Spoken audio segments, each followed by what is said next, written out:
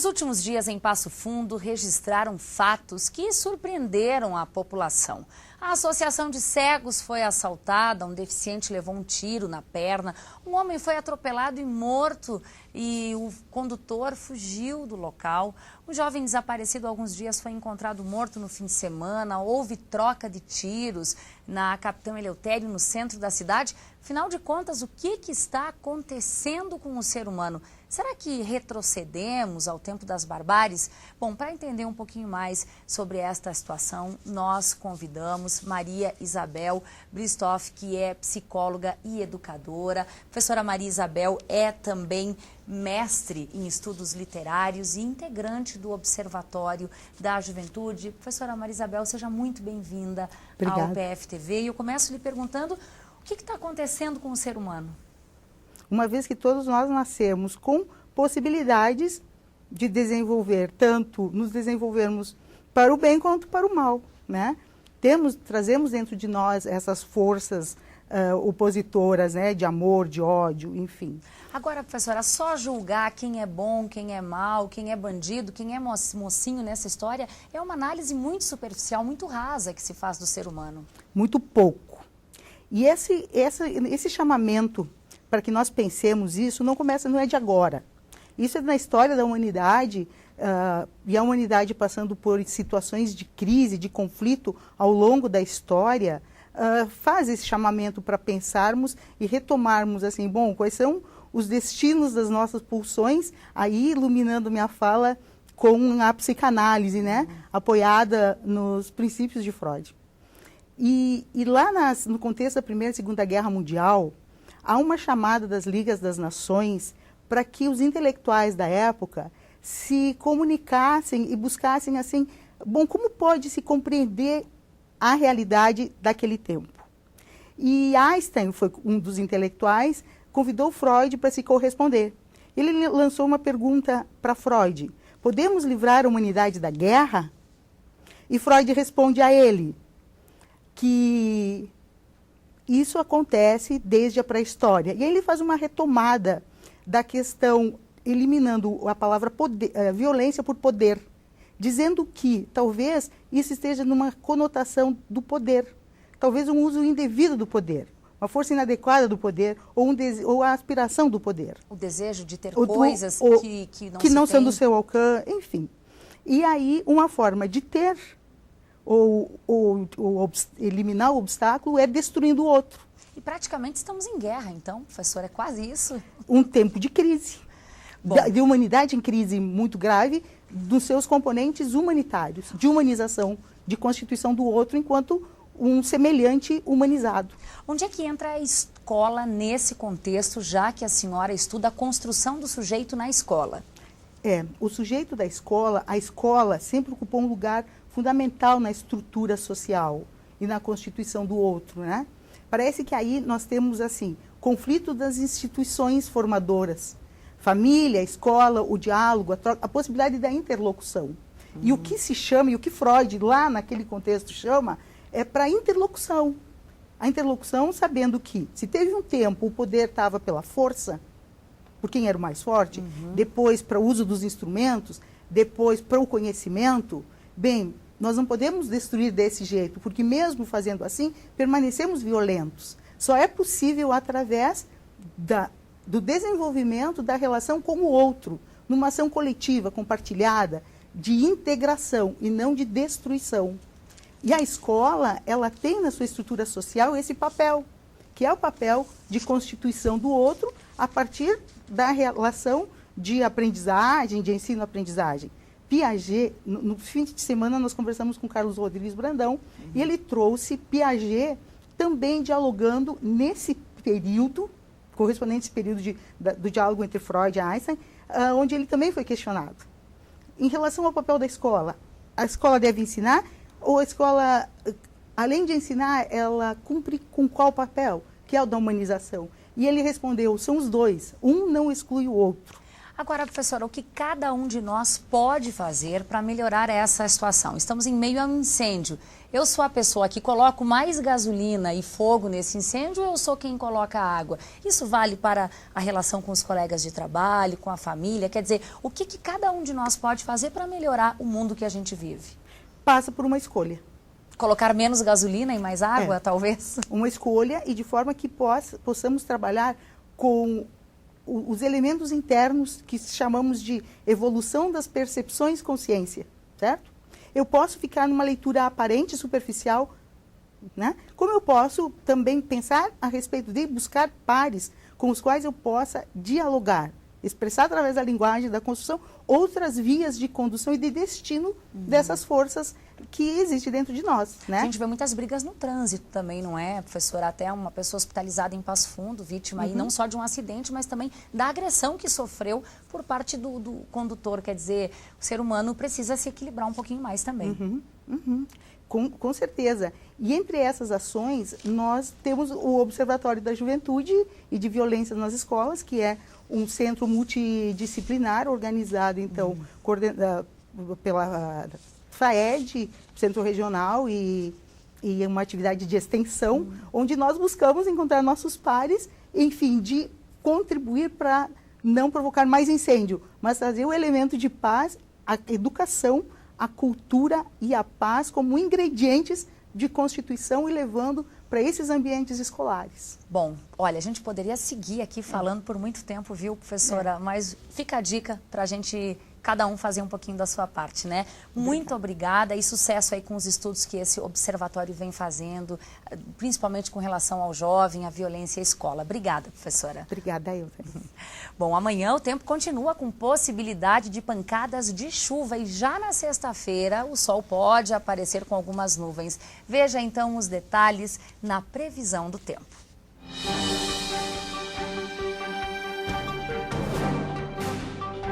Previsão de uma quinta-feira com sol e muitas nuvens e chuva a qualquer hora. A mínima será de 17 graus e a máxima de 25. Para a sexta-feira, períodos de céu nublado com muitas nuvens.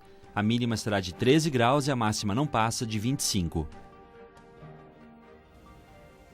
Passo Fundo conta com o serviço Família Acolhedora, que ajuda na proteção à criança e ao adolescente em situação de risco e vulnerabilidade social. Amanhã vai ter uma reunião com pessoas interessadas em se tornar uma família acolhedora.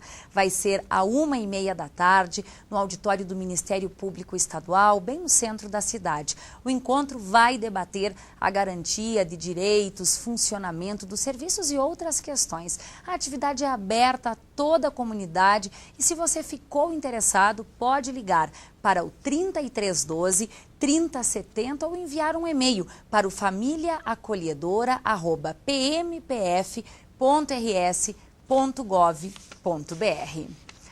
Bom, algumas crianças apresentam dificuldade de atenção e possuem uma exagerada agitação. Esses comportamentos interferem diretamente em casa e também na escola. O que muitos pais talvez não saibam é que isso tem um nome, TDAH, Transtorno de Déficit de Atenção e Hiperatividade. Nossa equipe de reportagem conversou com o neuropediatra José Renato Pádua sobre esse transtorno, que atinge 8 a 10% das crianças em idade escolar. O TDAH é uma sigla, né, que significa Transtorno de Déficit de Atenção e Hiperatividade, né?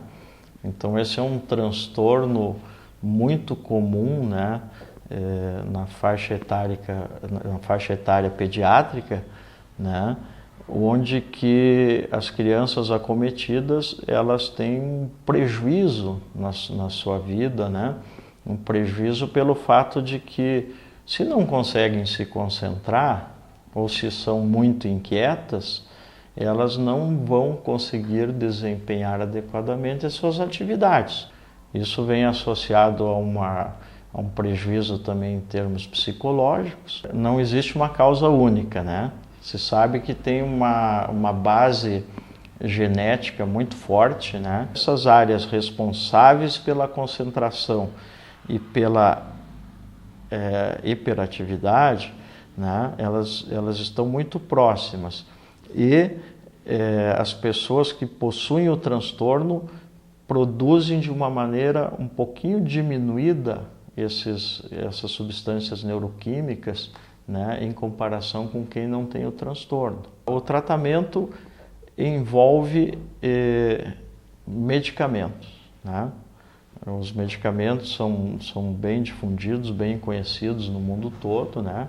É uma classe chamada de psicoestimulantes. Envolve também orientações à família, né, de como proceder com o seu filho para que aumente a concentração na hora das tarefas.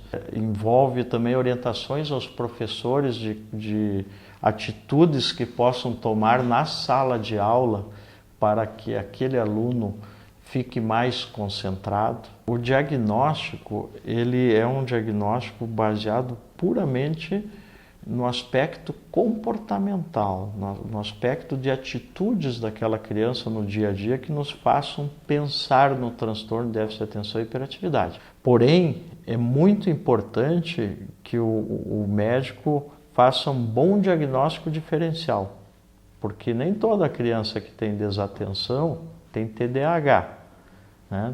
Nem toda criança que tem comportamento hiperativo tem transtorno de hiperatividade. São aquelas crianças que são distraídas, né? Que não conseguem se concentrar adequadamente numa tarefa, né?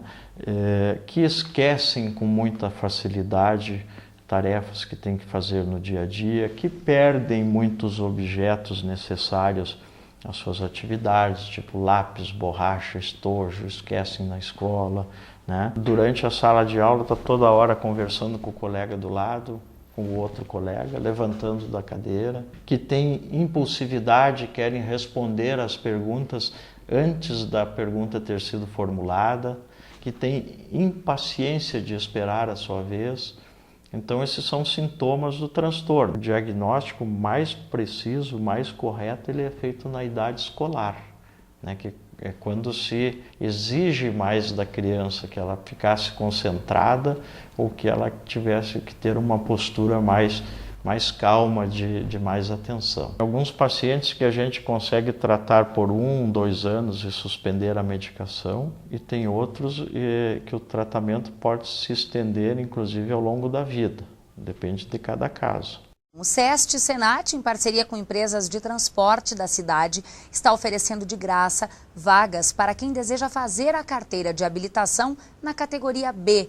O projeto quer incentivar jovens de 18 a 25 anos a entrarem no mercado de trabalho no setor de transporte, área que apresenta falta de mão de obra em Passo Fundo. As inscrições são limitadas e podem ser feitas pelo site sestsenat.org.br. Outras informações pelo 3317 9633. E o SESC apresenta hoje um espetáculo baseado na vida do escritor francês Exupéry, antes de se tornar mundialmente conhecido pelo romance O Pequeno Príncipe. Na peça, o escritor é um jovem e destemido aviador com a missão de transportar o correio aéreo. A peça é apresentada pela Companhia Mútua de Itajaí, Santa Catarina.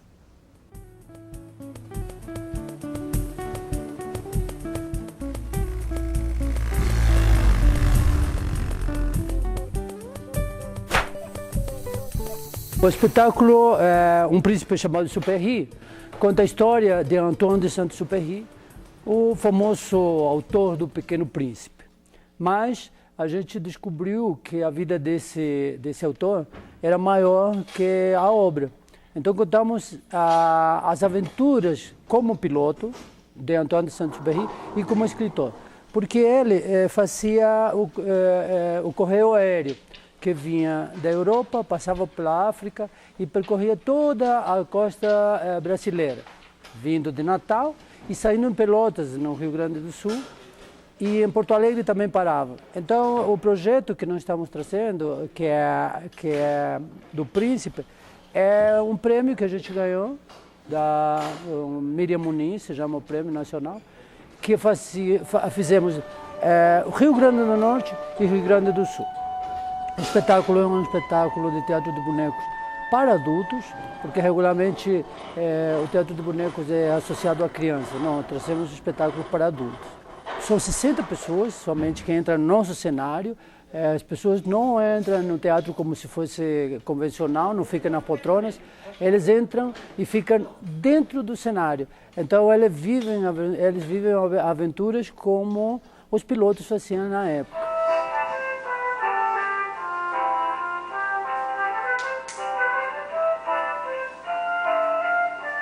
A Companhia Mútua foi fundada em 93 e até 2001 ela se dedicava ao trabalho de clown e teatro convencional. E a partir de 2001 em diante, a gente decide se dedicar ao teatro de bonecos, ao teatro de animação. Então a companhia é composta por 5 integrantes que regularmente são fixos e a gente traz vários colaboradores cada vez que temos que montar espetáculos, enfim. Por exemplo, aqui nós chamamos o pessoal daqui para nos ajudar na montagem, temos a colaboração também da produção local. Então, de certa forma, são muitas pessoas que trabalham com a gente de forma casual, temporária, às vezes fixa.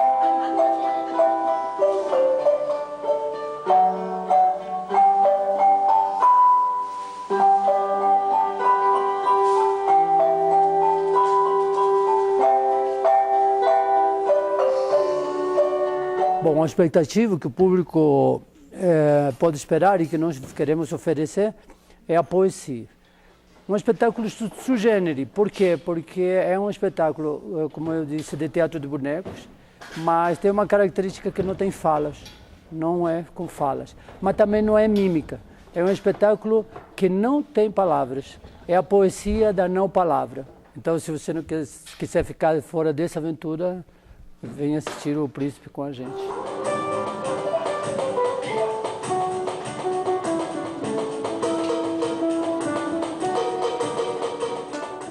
Essas foram as informações de hoje. A gente volta amanhã, sempre ao vivo, ao 12h30. Você pode rever esse programa ainda hoje em outros 2 horários, às 7h30 da noite e às 10h30 da noite. Obrigada pela sua companhia e até amanhã.